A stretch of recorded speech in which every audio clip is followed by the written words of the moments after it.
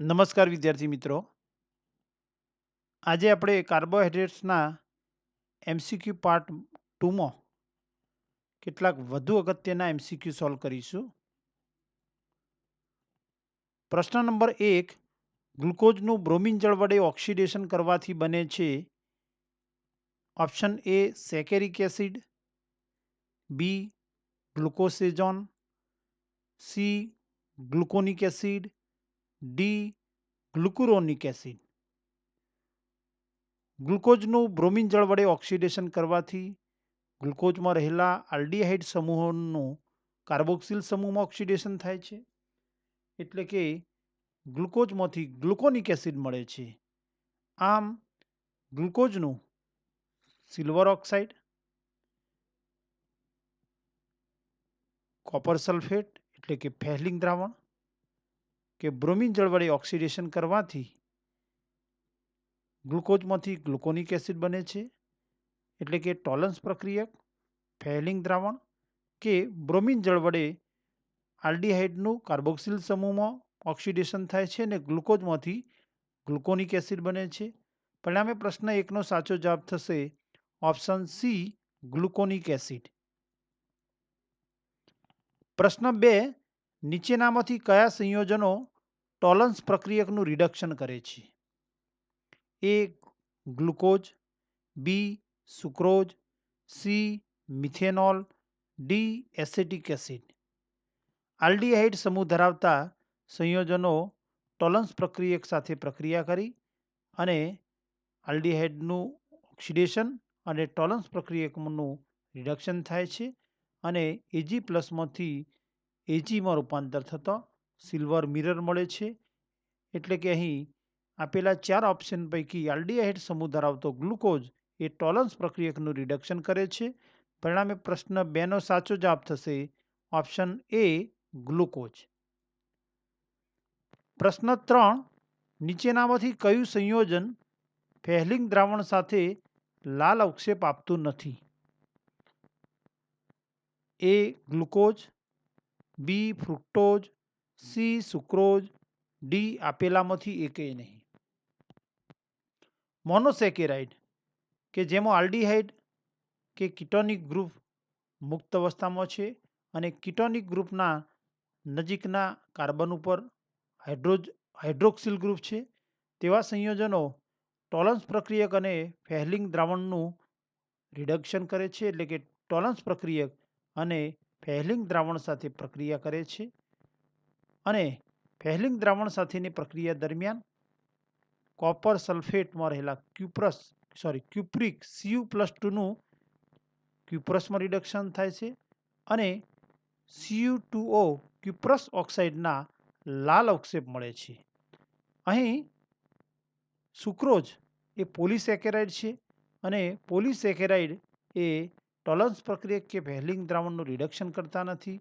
એટલે કે અહીં ગ્લુકોઝ અને ફ્રુક્ટોઝ એ ફેહલિંગ દ્રાવણ સાથેની પ્રક્રિયા દ્વારા ક્યુપ્રસ ઓક્સાઇડના લાલ અવક્ષેપ આપે છે, પરંતુ પોલિસેકેરાઇડ સુક્રોઝ એ ફેહલિંગ દ્રાવણ સાથે પ્રક્રિયા કરતો નથી, એટલે કે ફેહલિંગ દ્રાવણનું રિડક્શન કરતો નથી અને પરિણામે ક્યુપ્રસ ઓક્સાઇડના લાલ અવક્ષેપ મળતા નથી.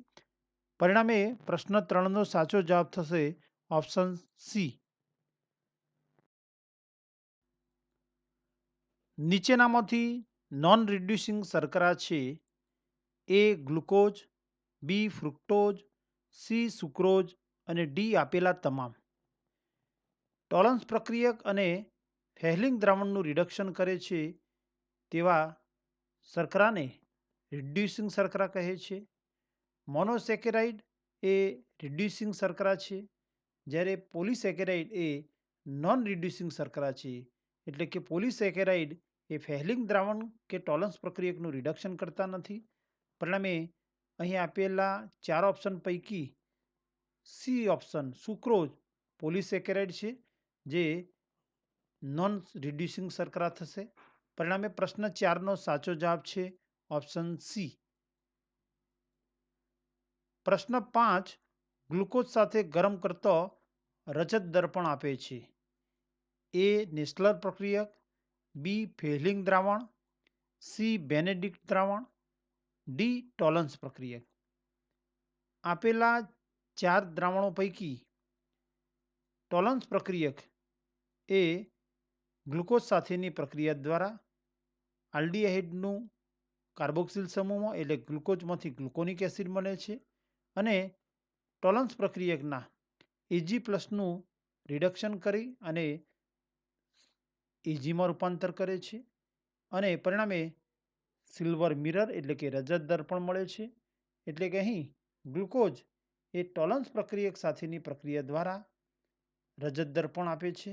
પરિણામે પ્રશ્ન 5નો સાચો જવાબ થશે ઓપ્શન ડી. પ્રશ્ન 6 ગ્લુકોઝ ટોલન્સ પ્રક્રિયક સાથે રજત દર્પણ આપે છે જે શાની હાજરી સૂચવે છે? એ એસિડિક સમૂહ, બી આલ્ડીહાઇડ સમૂહ, સી કીટોનિક સમૂહ અને ડી આલ્કોહોલિક સમૂહ.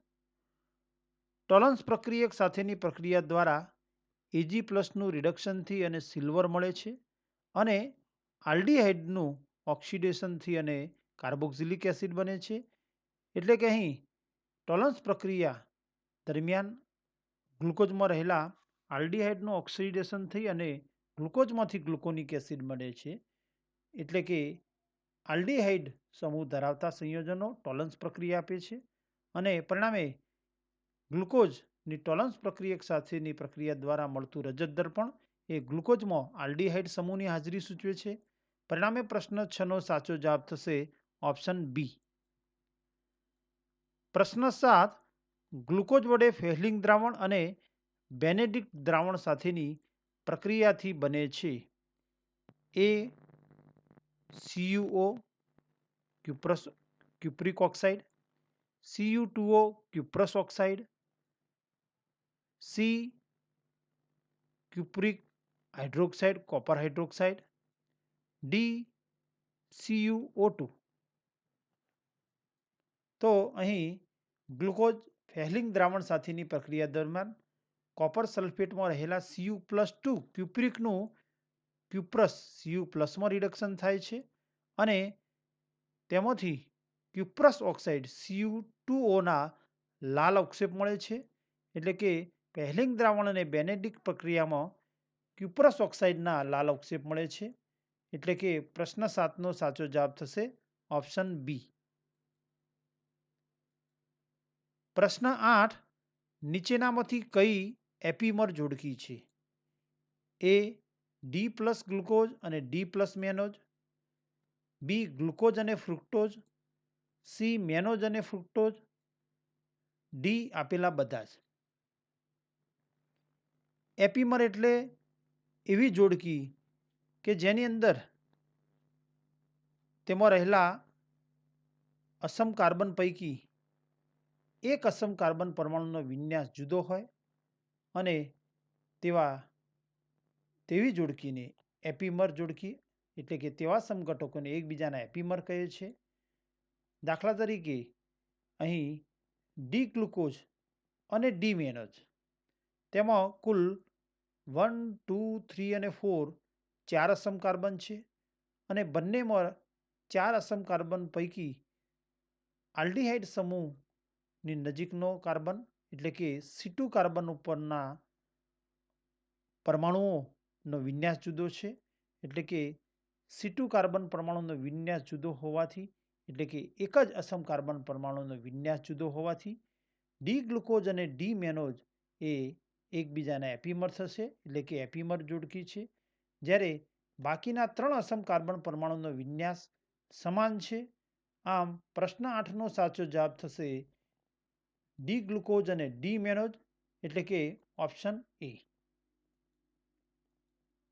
પ્રશ્ન 9 ગ્લુકોઝ અને મેનોઝ છે A anomers, B C3 epimers, C C2 epimers, D C1 epimers. Glucose અને મેનોઝ એ એવા સમઘટકો છે કે જેમાં C2 કાર્બન પરમાણુનો વિન્યાસ જુદો છે અને બાકીના અસમ કાર્બન પરમાણુ C3, C4 અને C5 પરનો વિન્યાસ સમાન છે. એટલે કે અહીં ગ્લુકોઝ અને મેનોઝ એ એવા એપીમર્સ છે કે જેમાં C2 કાર્બન પરમાણુનો વિન્યાસ જુદો હોવાથી તેઓ C2 એપીમર્સ થશે. એટલે કે પ્રશ્ન 9 નો સાચો જવાબ છે ઓપ્શન સી. પ્રશ્ન 10, ગ્લુકોઝની HI સાથેની પ્રક્રિયાથી શું પુરવાર થાય છે?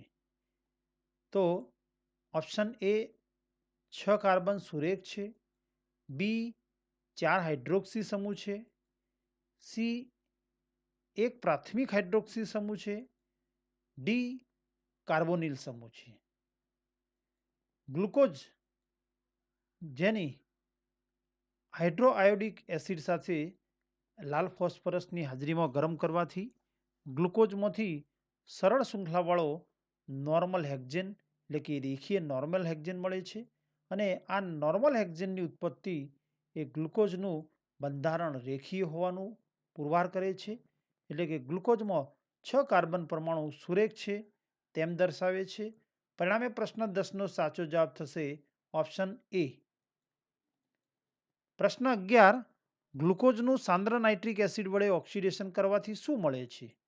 એ સેકેરિક એસિડ, બી oxalic acid, C gluconic acid અને ડી ટાર્ટરિક એસિડ. તો ગ્લુકોઝનું સાંદ્ર નાઇટ્રિક એસિડ વડે ઓક્સિડેશન કરવાથી આલ્ડીહાઇડ અને છઠ્ઠા કાર્બન ઉપરના પ્રાથમિક હાઇડ્રોક્સિલ ગ્રુપનું ઓક્સિડેશન થાય છે અને આલ્ડીહાઇડમાંથી COOH અને CH2OH નું COOH માં રૂપાંતર થાય છે અને પરિણામે ડાયકાર્બોક્સિલિક એસિડ ગ્લુકેરિક એસિડ મળે છે જેને સેકેરિક એસિડ તરીકે ઓળખવામાં આવે છે. એટલે કે ગ્લુકોઝનું સાંદ્ર નાઇટ્રિક એસિડ વડે ઓક્સિડેશન કરવાથી ગ્લુકોઝમાંથી સેકેરિક એસિડ મળે છે. પરિણામે પ્રશ્ન 11 નો સાચો જવાબ થશે ઓપ્શન એ. પ્રશ્ન 12, ગ્લુકોઝ કે ફ્રુક્ટોઝની હાઇડ્રોસાયનિક એસિડ સાથેની પ્રક્રિયા દ્વારા સાયનોહાઇડ્રિન બને છે જે સૂચવે છે કે તેમાં એ આલ્ડીહાઇડ સમૂહની હાજરી છે, બી એક પ્રાથમિક હાઇડ્રોક્સિલ સમૂહની હાજરી, સી 4 દ્વિતીયક OH સમૂહની હાજરી અને ડી એક કાર્બોનિલ સમૂહની હાજરી.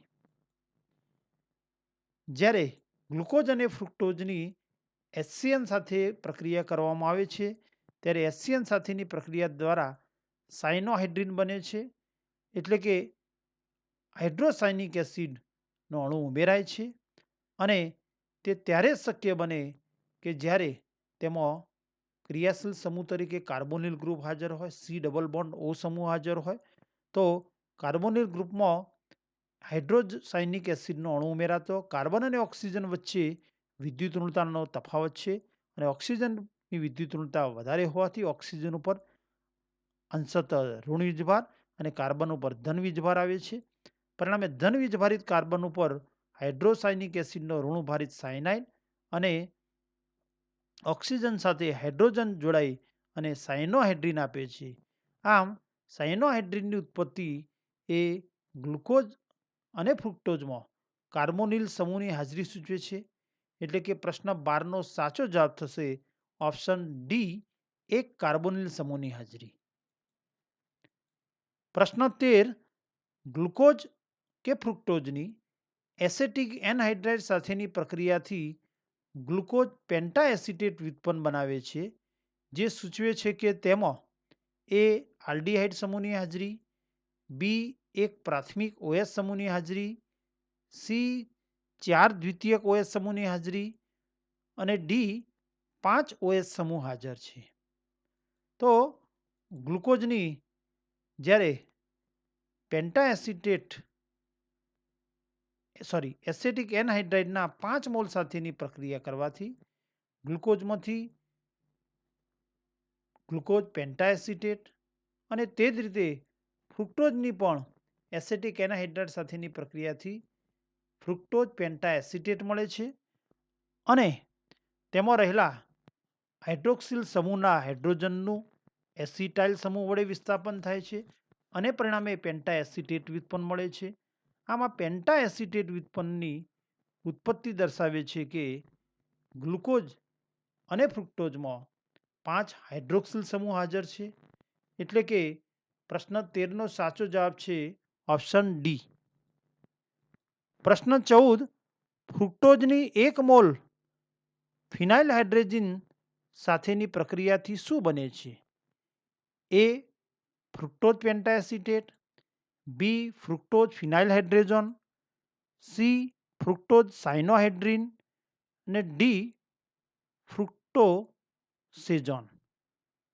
ફ્રુક્ટોઝની 1 મોલ ફિનાઇલ હાઇડ્રોજન સાથેની પ્રક્રિયા દરમિયાન કાર્બોનિલ સમૂહ સાથે પ્રક્રિયા થાય છે અને કાર્બોનિલ સમૂહનો ઓક્સિજન અને ફિનાઇલ હાઇડ્રોજનનો NH2 સમૂહ પરનો હાઇડ્રોજન H2 પાણીના અણુ તરીકે દૂર થતો C double bond N NH6H5 એટલે કે તેમાંથી ફ્રુક્ટોઝમાંથી ફ્રુક્ટોઝ ફિનાઇલ હાઇડ્રોજન બને છે. એટલે કે પ્રશ્ન 14નો સાચો જવાબ થશે ઓપ્શન બી. પ્રશ્ન 15, ઓસેઝોનની ઉત્પત્તિ માટે ફિનાઇલ હાઇડ્રોજનના કેટલા મોલની જરૂર છે? એ 1 મોલ, બી 2, સી 3 અને ડી 4. ગ્લુકોઝ કે ફ્રુક્ટોઝની